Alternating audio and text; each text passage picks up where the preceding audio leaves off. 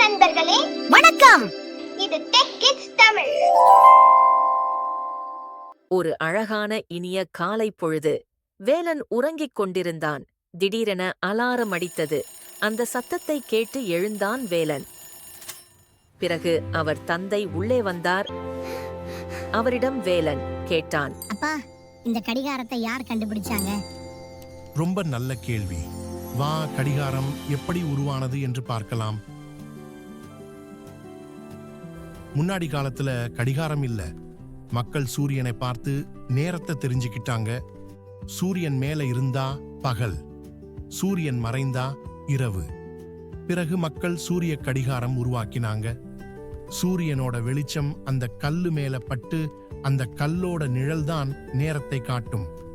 ஆனா அது இரவில் நேரத்தை காட்டாது.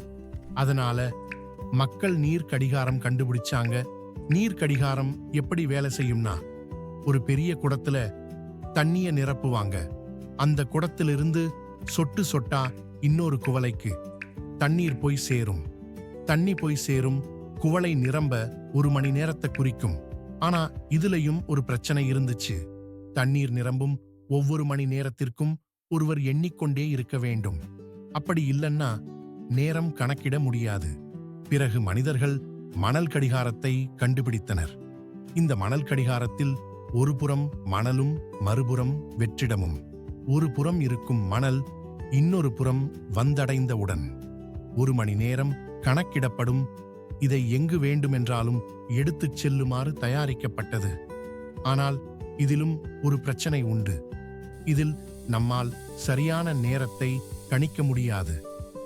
ஒரு மணி நேரத்திற்கும் மணல் நிரம்பியதும் அதை திருப்பிக் கொண்டே இருக்க வேண்டும்.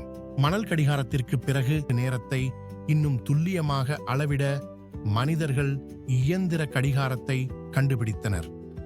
இந்த கடிகாரத்தில் கியர்கள் மற்றும் ஸ்பிரிங்குகளை கொண்டு கடிகாரத்தை உருவாக்கினர்.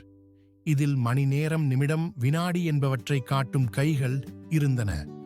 ஆரம்ப காலத்தில் இந்த இயந்திர கடிகாரம் ஒவ்வொரு 24 மணி நேரத்திற்கும் ஒரு முறை கையால் சுற்றிவிட வேண்டும்.